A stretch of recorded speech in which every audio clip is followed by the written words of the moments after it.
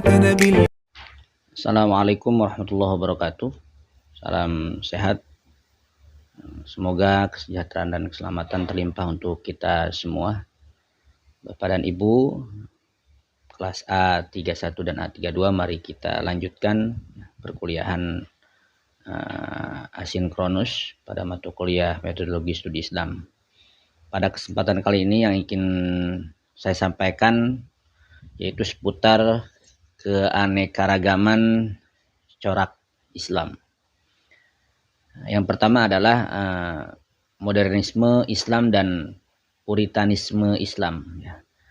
Modernis berasal dari bahasa Inggris, yaitu modernistik, yang berarti model baru. Sedangkan dalam kamus bahasa Indonesia, kata modernis diartikan sebagai yang terbaru, atau cara baru, atau sesuatu yang mutakhir. Dan selanjutnya kata modern ini erat pengertiannya dengan kata modernisasi, yang berarti pembaharuan atau tajdid dalam bahasa Arab. Modernisme Islam ini sebuah pergerakan yang mencoba merukunkan agama Islam dengan nilai-nilai modern dari Barat seperti nasionalisme, demokrasi, hak-hak sipil, rasionalitas, kesetaraan, dan perjuangan. Itu yang dikemukakan Thomson Gale atau perjuangan sosial. Gerakan ini juga dapat berupa peninjauan secara kritis terhadap konsep-konsep lama dan metode-metode fikih serta penggunaan pendekatan tafsir yang baru. Latar belakang adanya modernisme ini adalah untuk membawa umat Islam kepada kemajuan, timbul sebagai respon terhadap berbagai keterbelakangan yang dialami oleh umat Islam, seperti keterbelakangan dalam bidang ekonomi, pendidikan, ilmu pengetahuan, kebudayaan, politik, dan lain sebagainya. Nah, modernisme Islam ini adalah sebuah ideologi politik yang dirumuskan oleh kaum modernis untuk menjadi bisnis bagi sebuah gerakan politik. Modernisme Islam adalah anak kandung peradaban Barat modern dalam pengertian kehadirannya memberi respon terhadap apa pemikiran yang berkembang di Barat itu sendiri. Kemudian dicarikan padanannya dengan Islam. Bagi kaum modernis, Islam harus belajar dari kemajuan Barat tanpa meninggalkan inti ajaran Islam itu sendiri. Ini yang dikemukakan oleh Al-Kaf. Seringkali Islam modernis ini dikelompokkan sebagai kebalikan dari Islam tradisional. Merupakan corak paham keislaman yang mulai intensif penggunaannya pada awal abad ke-20 yaitu setelah timbulnya gerakan pembaharuan Islam yang terjadi di beberapa negara mayoritas Islam seperti Saudi Arabia, Mesir, Turki, Indonesia, dan Pakistan.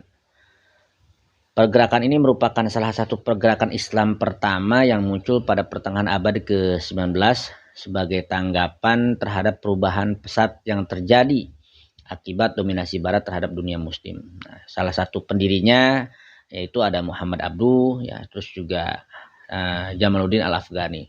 Sedangkan di Indonesia ada beberapa tokoh. Tahun 1960 kelompok muda di Minangkabau itu dipelopori oleh Haji Abdul Karim Amrullah atau disebut Haji Rasul. Terus juga ada Haji Abdullah Ahmad, Syekh Daud Rashidi. Ada juga Harun Nasution, rektor IAIN Syarif Hidayatullah Jakarta. Terus juga ada Nur Khalis Majid, ada Mukti Ali, Diliar Nur, dan Munawir Syazali. Banyak lagi. Lalu apa itu Puritan? Puritan didefinisikan sebagai kelompok orang Islam yang dalam hal keyakinannya menganut paham absolutisme dan tak kenal kompromi. Dalam banyak hal kelompok ini cenderung menjadi puris dalam arti ia bersikap tidak toleran terhadap berbagai sudut pandang yang berkompetisi dan memandang realitas pluralitas sebagai satu bentuk kontaminasi atas kebenaran sejati. Ini yang dikemukakan oleh Abu Fadl. Absolutisme kelompok Islam ini dipengaruhi oleh keyakinan mereka dalam memandang teks-teks agama yang cenderung literalis dan sangat membatasi akal dalam menafsirkan Al-Quran dan hadis. Mereka hanya memperbolehkan penggunaan akal itu pada suatu wilayah hukum yang teks tidak berbicara mengenai hal itu. Dalam pandangan mereka juga Allah Subhanahu wa taala melalui teksnya hampir secara keseluruhan telah berbicara mengenai kehidupan manusia. Oleh karena itu, akal tidak begitu diperlukan. Kepatuhan terhadap makna teks ini sangat ketat, bahkan apabila teks itu berakibat buruk terhadap kehidupan sosial, teks tersebut yang tetap dikedepankan. Nah, sejarah Islam Puritan lebih tepat dimulai dari kaum Wahabi ya. Ini menurut Hamid Algar, pemikiran kaum Wahabi secara jelas sangat mempengaruhi gerakan Puritan di dunia Islam. Bahkan pengaruh mereka ini terlihat pada gerakan ekstremis seperti Al-Qaeda dan Taliban. Pengaruh pemikiran kaum Wahabi juga atas dua gerakan tersebut dapat ditemukan dalam beberapa website yang ditayangkan oleh mereka yang membunuh para sandera di Irak ya. Menurut Khalid ada kesamaan dalam cara berpikir antara kaum Wahabi dengan dua golongan tadi ya, Al-Qaeda dan Taliban dalam menyikapi musuh-musuhnya. Nah, Islam Puritan ini sering dianggap tidak mempertimbangkan proses asimilasi dan akulturasi adat ya, dan kepercayaan setempat, sehingga mengakibatkan banyak kalangan yang berpandangan bahwa Islam Puritan ini terinspirasi oleh Wahabisme atau paham Wahabi yang sangat gencar melawan semua bentuk apresiasi terhadap adat dan tradisi lokal. Di Indonesia, Islam Puritan ini menjadi wajah lain dari masyarakat. Gerakan ini yang dipelopori oleh Abdul Rauf Singkel ya, dan Muhammad Yusuf Al-Makassari pada abad ke-17. Wajah Islam dikenakan oleh dua ulama ini bercorak Puritan dan menganggap bahwa bentuk keberagaman Islam yang paling benar dan ideal adalah dengan meniru para salafus soleh. Ada tradisi dan budaya lokal dinilai dapat menghilangkan otentisitas Islam itu sendiri. Ya. Jadi otentiknya hilang lah. Masuknya warna budaya lokal ini sering dipandang sebagai sesuatu yang bid'ah dan khurafat. Nah, Puritanisme yang di Indonesia juga terjadi sekitar 1803 ya sampai 1832 ya. Nah, disinyalir juga ditunjukkan oleh Tuanku Imam Bonjol ya, yang memimpin perang Padri ini. Nah, namun gerakan ini sejatinya tidak seperti Wahabi yang keras dan kaku, tetapi sudah mengalami kulturisasi dengan budaya lokal. Faktor yang latar belakangi mudahnya spirit pembaharuan Wahabi diterima oleh beberapa ulama Indonesia diantaranya adalah karena medan dakwah Nusantara yang berhadapan langsung dengan ajaran animisme, dinamisme, dan pengaruh Hindu-Buddha yang ada di Indonesia. Nah, faktor inilah yang menjadikan mereka mudah mengadopsi doktrin pemurnian tauhid ya, dengan harapan agar umat Islam Indonesia dapat lebih cermat dalam menjalankan ajaran Islam, sehingga tidak tercampur adukan dengan budaya lokal itu sendiri ya, yang tidak sesuai dengan ajaran Islam yang murni. Banyak tokoh yang dijadikan panutan ya bagi para Puritan di Indonesia atau yang menganut paham Puritanisme ini, seperti Ibnu Baz, Saleh bin Utsaimin, ada Ibnu Fauzan, Muhammad Nasiruddin Al-Albani ya, terus juga ada Syekh Rabi Al-Madkhali di Madinah dan Syekh Muqbil Al-Wadi di Yaman.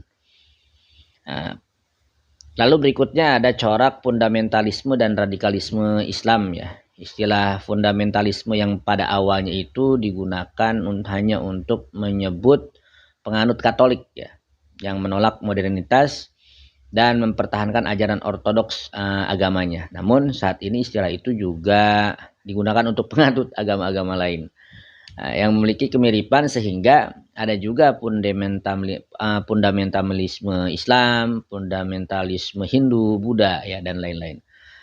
Sejalan dengan itu, istilah ini menimbulkan citra tertentu, misalnya seperti ekstremisme, fanatisme, atau bahkan juga mengarah kepada terorisme dalam mewujudkan untuk mempertahankan keyakinan keagamaan.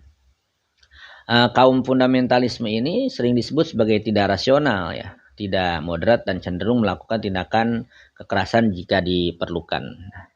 Nah, menurut Said Al-Ashmawi, fundamentalisme itu sebenarnya tidak selalu dikonotasikan yang pada hal-hal yang negatif ya. Sejauh gerakan itu bersifat rasional dan spiritual, artinya apa ya, memahami ajaran agama berdasarkan semangat dan konteksnya sebagaimana ditunjukkan oleh fundamentalisme spiritualis rasionalis ya, yang dibedakan dengan fundamentalisme aktivis politis. karena memperjuangkan Islam sebagai entitas politik dan tidak menekankan pembaharuan pemikiran keagamaan yang autentik. Sedangkan menurut Azumardi Azra, istilah fundamentalisme ini sebetulnya relatif baru dalam kamus peristilahan Islam. Nah, secara ditinjau dari sisi sejarah, istilah ini muncul pertama dan populer di kalangan tradisi Barat Kristen. Namun demikian, bukan berarti dalam Islam tidak jumpai istilah atau tindakan yang mirip dengan fundamentalisme ini. Ya. Pelacakan secara historis, gerakan ini awal muncul dalam Islam bisa dirujukan kepada gerakan Khawarij. Ya. Sedangkan representasi gerakan fundamentalisme ini kontemporer ini bisa dialamatkan kepada gerakan Wahabi Arab Saudi dan revolusi Islam Iran. Ya, masih menurut Azumardi Azra, ya secara makro, ya faktor yang lahirnya latar belakang gerakan fundamentalisme ini adalah itu kaitan dengan situasi politik, ya, baik di tingkat domestik maupun di tingkat internasional. Ya. Buktinya ada pada masa akhir Khalifah bin Ali bin Abi Thalib, di mana situasi kondisi sosial politiknya itu tidak kondusif, ya. Pada masa Khalifah Ali ini perang saudara sedang berkecamuk hebat, ya, antara Ali dan Muawiyah. Nah, kedua pihak ini bersengketa pendapat tentang masalah pembunuh Utsman dan masalah khilafah. Kelompok Ali bersikeras, ya, mengangkat khalifah terlebih dahulu lalu menyelesaikan masalah pembunuhan. Sedangkan kelompok Muawiyah menuntut penyelesaian masalah pembunuhan terlebih dahulu sebelum khalifah dipilih. Karena masing-masing kelompok sudah seperti air dan minyak, maka rekonsiliasi perdamaian ini tak berarti gitu. Nah, sesama muslim kemudian itu saling bunuh lalu damai dengan sistem tahkim atau arbitrase. Dan dari latar belakang ini kemudian tidak heran jika banyak tudingan yang mengatakan bahwa gerakan fundamentalisme Islam merupakan bagian dari politisasi Islam. Sebagaimana dijelaskan oleh Bassam Tibi bahwa fundamentalisme Islam memiliki agenda politisasi Islam. Islam dijadikan sebagai ideologi politik alternatif, ya. Jika ditelusuri lebih jauh terutama dalam Al-Quran dan Hadis, ini merupakan sesuatu yang baru. Ya. Istilah hukumah atau pemerintahan atau daulah negara misalnya tidak dijumpai dalam Al-Quran maupun Hadis. Dengan demikian politisasi Islam, tanda petik, ya, atau islamisasi negara merupakan penafsiran baru terhadap Islam atau sebuah tradisi yang ditemukan di zaman modern. Ada karakteristik fundamentalisme, ya. Itu adalah yang umum adalah skriptualisme. Apa itu? Yaitu keyakinan harfiah terhadap kitab suci yang merupakan firman Tuhan dan dianggap tanpa kesalahan.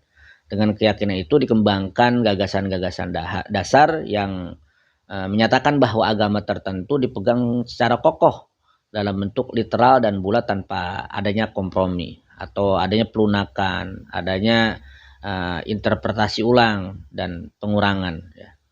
Seperti itu. Terus juga bagaimana dengan fenomena radikalisme di Indonesia, ya sudah nampak dirinya secara masif sebetulnya. Berbagai agenda sudah mereka bangun bagi orang-orang radikalisme ini, kemudian disebarluaskan melalui berbagai cara, ya. Islam merupakan agama yang damai, ya, kita tahu itu, yang mengajarkan sikap perdamai dan mencari perdamaian. Sementara yang dimaksud dengan radikalisme adalah gerakan yang berpandangan kolot, ya, dan sering menggunakan kekerasan dalam mengajarkan keyakinan mereka. Istilah radikalisme ini, ya, dalam untuk menyebut bisa jadi didefinisikan untuk menyebut kelompok garis keras, ya, dipandang lebih tepat ketimbang fundamentalisme gitu. Karena orang-orang fundamentalisme itu sendiri menyebut kelompok garis keras, ya, menyebut sendiri orang-orang fundamentalisme ini memiliki makna yang interpretable, ya. Dalam perspektif Barat, fundamentalisme Barat fundamentalisme berarti paham orang-orang kaku, ya, ekstrim serta tidak segan-segan berperilaku dengan kekerasan dalam mempertahankan ideologinya, ya. Sementara dalam perspektif Islam, Fundamentalisme itu berarti tajdid atau pembaruan berdasarkan pesan moral Al-Quran dan Sunnah. Dalam tradisi pemikiran teologi keagamaan, fundamentalisme merupakan gerakan untuk mengembalikan seluruh perilaku dalam tatanan kehidupan umat Islam kepada Al-Quran dan Sunnah. Ya. Sedangkan radikalisme itu adalah gerakan yang dilakukan oleh individu atau kelompok ya, yang dirugikan oleh fenomena sosial politik dan sosial historis. Nah, gejala praktik kekerasan yang dilakukan oleh sekelompok umat Islam itu secara historis sosiologis lebih tepat sebagai gejala sosial politik ketimbang gejala keagamaan, meskipun dengan mengibarkan panji-panji keagamaan. Nah, fenomena radikalisme ini ya dilakukan oleh sebagian kalangan umat Islam. Nah, maka oleh pers barat kemudian dibesar-besarkan sehingga menjadi sebuah opini atau wacana ya internasional ya. Kemudian opini publik bahwa menggiring opini publik bahwa Islam itu mengerikan ya, penuh dengan kekerasan. Yang mengakibatkan kemudian tidak jarang citra atau image negatif banyak dialamatkan kepada Islam sehingga umat Islam terpojokkan sebagai umat perlu dicurigai. Nah, sebetulnya kekerasan ini bukanlah tipe agama manapun ya, termasuk Islam. Agama secara khusus selalu menerapkan doktrin keselamatan dan kesejahteraan ya. Itu yang disampaikan atau dikemukakan oleh Peter L. Berger ya. Dia menawarkan dua konsep penting supaya tidak ada kekerasan agama ya. Pertama, religious revolution dan religious subculture. Ini yang dikemukakan juga oleh Nur Syam. Pertama, terkait bagaimana elit agama dapat menumbuhkan dengan cepat kesadaran akan pentingnya model agama yang modern. Nah, itu. Ya. Di dalam agama yang modern ditandai dengan adanya penghargaan terhadap pluralitas yang tidak vakum. Dan vakum diversitas maupun budaya. Manusia hidup dalam entitas yang heterogen tentu ya, maka agama akan menjadi mode of communication yang tidak hanya vertikal tetapi juga horizontal. Agama sebagai model komunikasi berarti menuntut kesepahaman dan mengakui perbedaan dalam banyak hal gitu.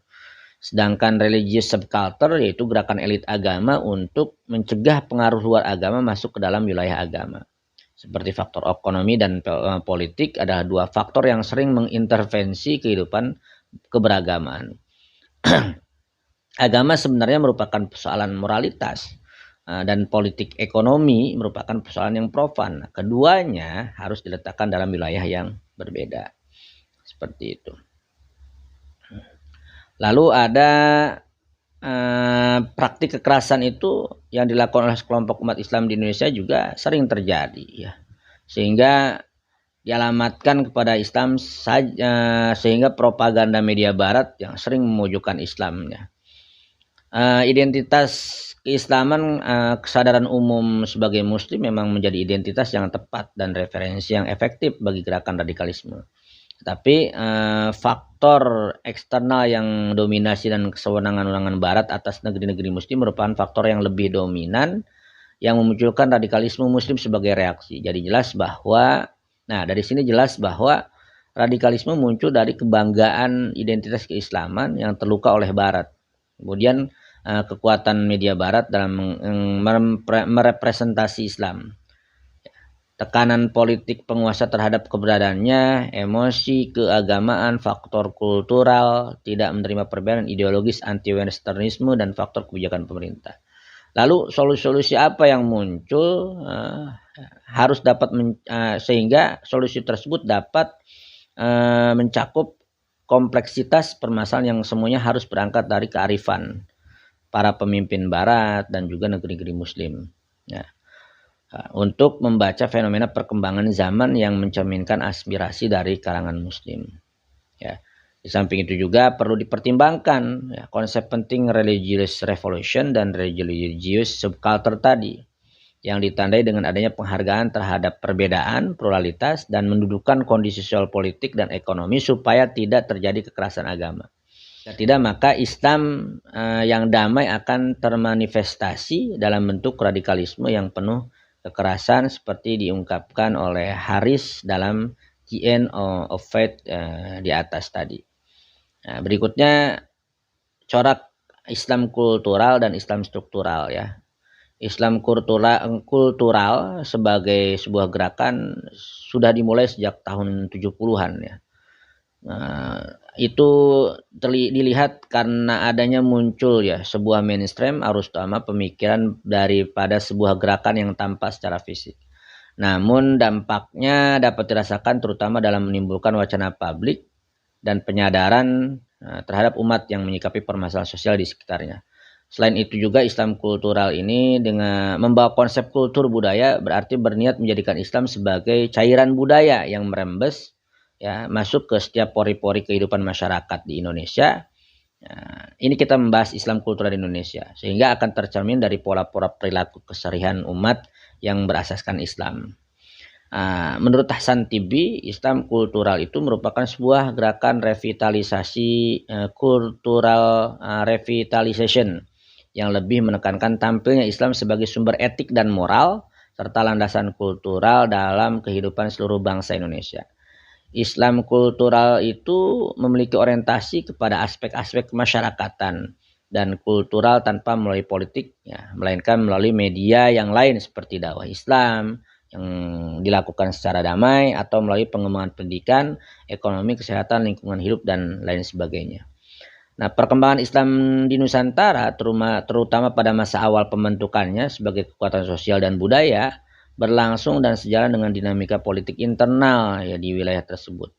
Nah, dulu kita menganut sistem kerajaan yang juga disebut dengan kesultanan. Dalam perkembangannya berfungsi tidak hanya sebagai pusat politik dan ekonomi, tetapi juga sekaligus sebagai basis bagi berlangsungnya proses Islamisasi. Ya, munculnya kerajaan-kerajaan Islam di Nusantara membuka keyakinan bagi terintegrasinya nilai-nilai Islam ke dalam sistem sosial dan politik. Nah, Nusantara ya, di Nusantara itu sendiri. Nah, kerajaan-kerajaan atau kesultanan-kesultanan ini juga merupakan dari para penguasa, para pedagang ya, dan pengembara muslim berperan sebagai pelaku ekonomi sekaligus juru dakwah yang memperkenalkan Islam kepada masyarakat lokal. Islam kultural lahir sebagai wajah Islam yang lain yang memposisikan Islam dengan segala negara menjadi sesuatu yang berbeda serta lebih mengedepankan etika dan moral ya. Seperti itu beberapa saja, nanti bisa dilihat di PPT. Nah, sedangkan Islam struktural ya, adalah cara beragama yang memandang Islam sebagai sistem atau struktur yang komprehensif yang mencakup seluruh aspek kehidupan, baik yang bersifat spiritual maupun material. Dalam Islam struktural, agama Islam dianggap sebagai sistem yang terpisah dari kebudayaan dan memiliki aturan-aturan atau prinsip-prinsip yang sangat jelas yang itu kemudian harus diikuti oleh umat Islam. Islam struktural lebih menekankan pada aspek-aspek keagamaan ya, yang bersifat universal yang tidak terikat pada budaya tertentu. Islam struktural itu juga bisa didefinisikan sebagai pendekatan dakwah ya, di mana dalam pendekatan ini memandang proses Islamisasi dilakukan secara legal formal melalui struktur kelembagaan. Nah, pemikiran ini kemudian melahirkan pentingnya masuk ke dalam ruang kekuasaan melalui partai politik ya, karena Islam struktural itu bisa erat kaitannya dengan partai politik ya, bagaimana berebut berbagai posisi politik dalam lembaga legislatif dan eksekutif gitu. Perlu dicatat dalam euforia politik ini institusi yudikatif hampir sepi dari sasaran rebutan kekuasaan. Ini bisa jadi menunjukkan lemahnya penguasaan bidang hukum dari kalangan pendukung Islam politik. Nah, mereka lebih menguasai persoalan-persoalan administratif dan mobilisasi massa. Capaian akhirnya tentu saja institusionalisasi politik Islam yang dianggap sebagai jalan mujarab memperbaiki sistem politik yang korup dan mengabaikan kepentingan Islam. Seperti itu.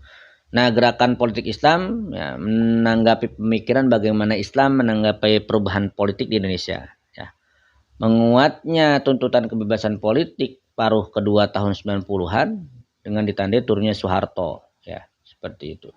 Corak berikutnya yaitu Islam eksklusif dan Islam inklusif. Ya. Secara harfiah, Eksklusif berasal dari bahasa Inggris ya. Eksklusif yaitu sendirian, dengan tidak disertai orang lain, terpisah dari yang lain, berdiri sendiri, ya semata-mata tidak ada sangkut pautnya dengan yang lain. Nah, secara umum eksklusif adalah sikap yang memandang bahwa keyakinan, pandangan pikiran, dan diri Islam sendirilah yang paling benar. Sementara keyakinan, pandangan pikiran, dan prinsip yang dianut agama lain itu salah, ya, sesat, ya, harus dijauhi. Tapi perspektif kita tentang batasan eksklusivisme itu sendiri perlu terlebih dahulu diperjelas agar tidak salah menempatkan istilah.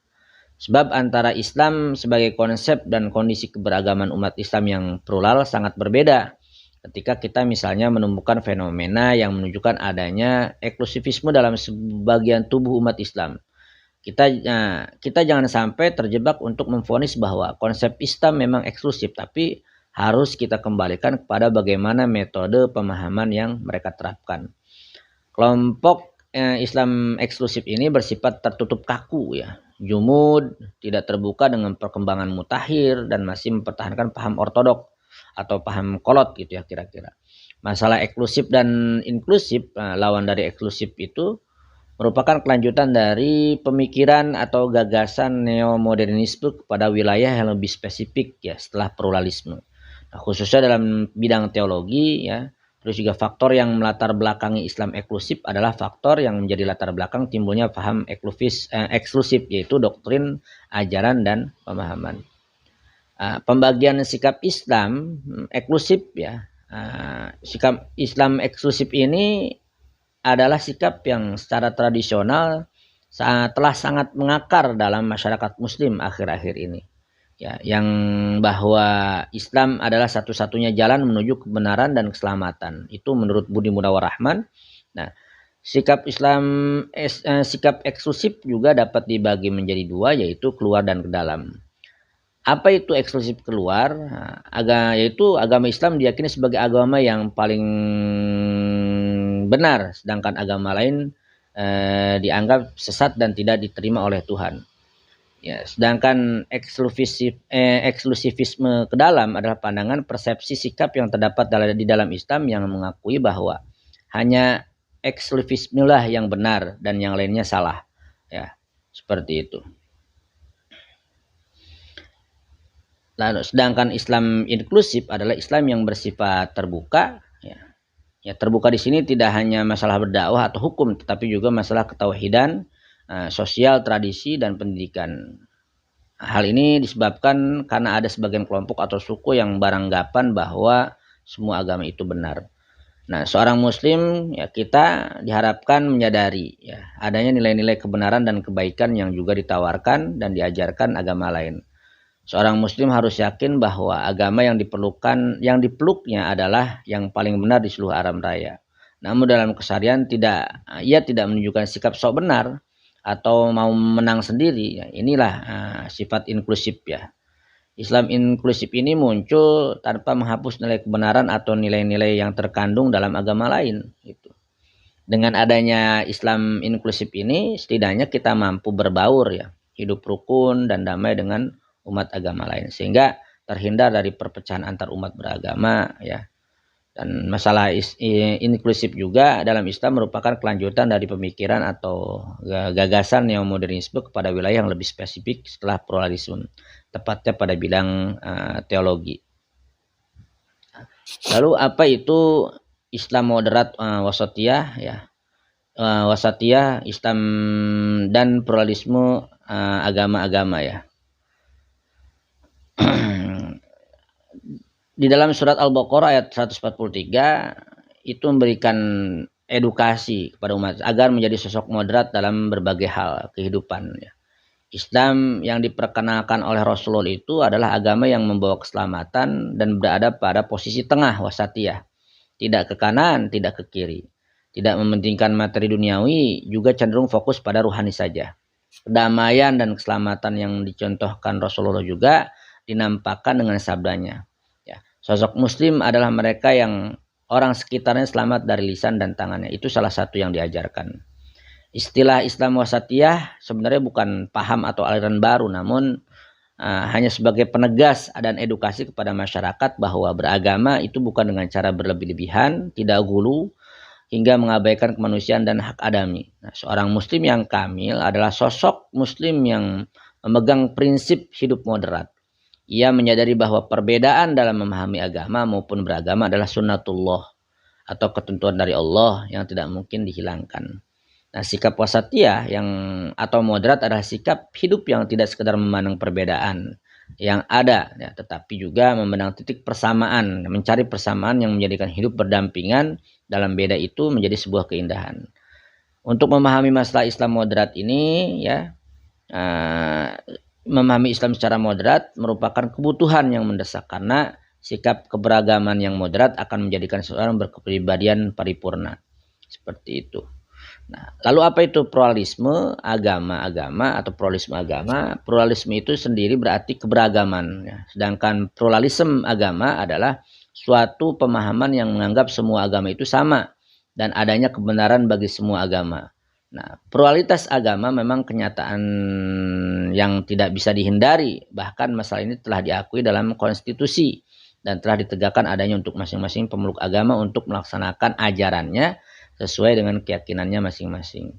Meskipun halnya demikian, ya, pluralisme agama sebagai sebuah kenyataan sosial masih menimbulkan problem, ya, dalam masyarakat, di masyarakat itu sendiri bila dihadapkan dalam masalah teologi dan hak asasi manusia.